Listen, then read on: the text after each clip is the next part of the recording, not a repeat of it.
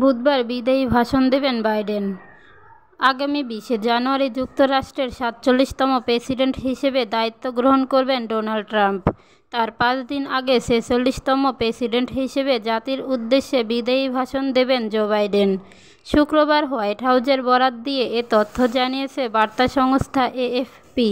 এতে বলা হয়, বুধবার রাত 8টায় প্রেসিডেন্ট বাইডেন ওভাল অফিস থেকে জাতির উদ্দেশ্যে বিদায়ী ভাষণটি দেবেন।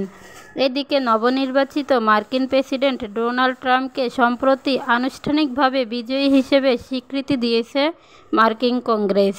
চূড়ান্ত আনুষ্ঠানিক স্বীকৃতিতে বলা হয়, সর্বশেষ নির্বাচনে ট্রাম্প পেয়েছেন 312 electoral college vote oh Harris পেয়েছেন 226টি ভোট। গত 5ই নভেম্বর অনুষ্ঠিত নির্বাচনে ডেমোক্র্যাট প্রার্থী কমলা হ্যারিসকে হারিয়ে প্রেসিডেন্ট নির্বাচিত হন ট্রাম্প। ট্রাম্পকে বাইডেনের অভিনন্দন। 132 বছরের রেকর্ড ভাঙা কি চারটিখানি কথা, কিন্তু সেটিই করে দেখিয়েছেন ডোনাল্ড ট্রাম্প। সদ্য অনুষ্ঠিত নির্বাচনে ডেমোক্র্যাট প্রার্থী কমলা হ্যারিসকে পরাজিত করে তিনি লিখেছেন নতুন ইতিহাস। এ অবস্থায় পরবর্তী মার্কিন প্রেসিডেন্ট হিসেবে তাকে অভিনন্দন জানিয়েছেন বর্তমান প্রেসিডেন্ট জো বাইডেন। এক ফোন কলের মাধ্যমে তিনি ট্রাম্পকে অভিনন্দন জানানোর পাশাপাশি তাকে ক্ষমতা হস্তান্তরের বিষয়ে আলাপের জন্য হোয়াইট হাউজে আমন্ত্রণ জানিয়েছেন। খবর এপির। হোয়াইট হাউজের কর্মকর্তারা জানিয়েছেন, শিগগিরই ট্রাম্প ও বাইডেন বৈঠকের দিনক্ষণ জানানো হবে।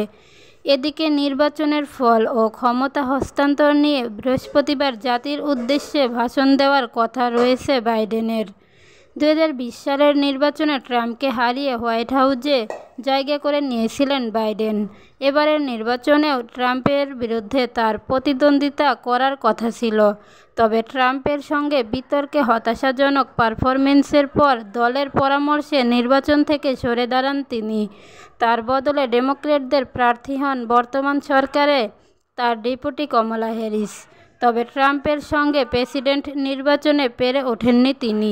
পুতিনের সঙ্গে বৈঠকের প্রস্তুতি চলছে, জানালেন ট্রাম্প। যুক্তরাষ্ট্রের নতুন প্রেসিডেন্ট ডোনাল্ড ট্রাম্প রাশিয়ার প্রেসিডেন্ট ভ্লাদিমির পুতিনের সঙ্গে বৈঠকের প্রস্তুতি নিচ্ছেন এমন ঘোষণা দিয়েছেন।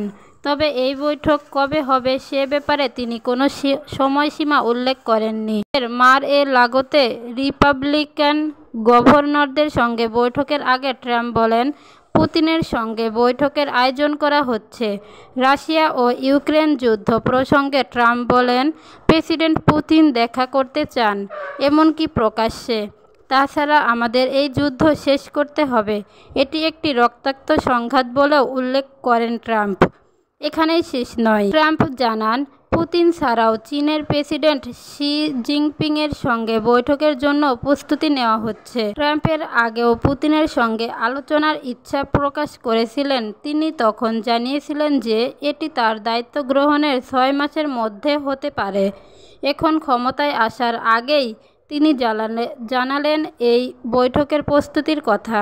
এদিকে ক্রেমলিনের মুখপাত্র দিমিত্রি পেসকভ জানান, ট্রাম্পের যোগাযোগের আকাঙ্ক্ষাকে স্বাগত জানাবেন পুতিন। যুক্তরাষ্ট্র এখনও আনুষ্ঠানিকভাবে কোনো বৈঠকের অনুরোধ জানায়নি।